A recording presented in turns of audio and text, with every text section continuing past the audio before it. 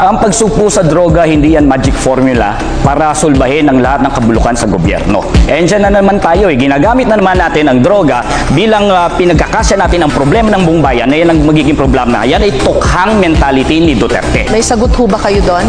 Kinakailangan malinaw sa atin, bakit ang mga security guard bago ma-hire sa trabaho kinakailangan sumailalim sa drug testing?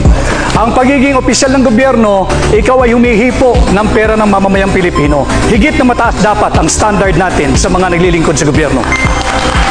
Attorney Espiritu? Bakit hindi tayo magkaroon ng competency test, integrity test, honesty test, at mahigit sa lahat, pro-masa test? Yan ba yung bangayan ni Marcos at Duterte? Yan ba may kinalaman yan sa sahod na hindi nakabubuhay ngayon? Yan ba may kinalaman sa kontraktualisasyon na nagpapahirap sa ating mga manggagawa? Yan ba may kinalaman sa kahirapan? Yan ba may kinalaman sa presyo ng mga bilihin? At yan ang mga nararamdaman ng taong bayan sa ngayon, hindi yung bangayang Marcos at Duterte. Ang usaping droga ay hindi bangayan ng dalawang nagbabangga ang pamilya sa politika. Ito ay tunay na nangyayari at nagaganap sa ating bansa. Kaya ako ay naninindigan na dapat sumailalim ang lahat ng opisyal ng pamahalaan at simulan natin sa tanggapan ng Pangulo. Maraming salamat po kay Attorney Rodriguez and kay Attorney Espiritu.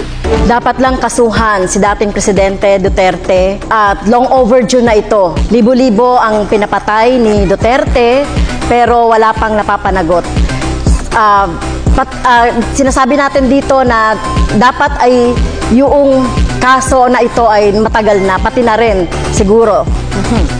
Senator De La Rosa? Sagot ko dyan is conditional, no? Hybrid. Pwedeng yes, pwedeng no. Yes, in the sense na nobody is above the law. Kapag mayroon siyang nagawang kasalanan, kasuhan natin.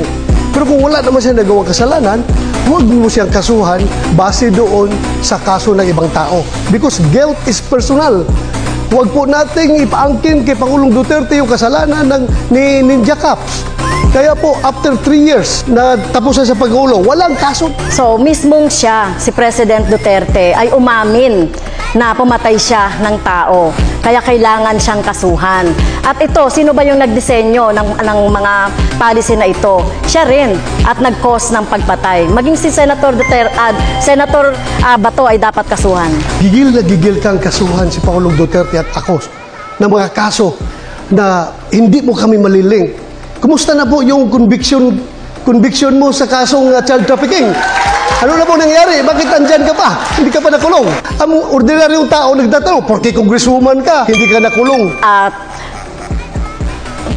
Ang ginawa po natin na pagre-rescue, tama lang po yung ginawa ko na pagre-rescue sa mga teachers, sa mga bata na biktima ng mga harassment, intimidation at threat doon sa sinasabi ni Senator Bato na kaso. So, kung sino mang mga teachers, gagawin yon. Ano pong rescue na pinagsasabi niya? Na yung mga parents ng mga bata mismo ay galit na galit sa kanya. Bakit ginamit niya ang mga kabataan para sa kanilang kapakanan? Walang rescue nangyari doon. In fact, konbiktado ang isa sa kaso eh. There was no rescue.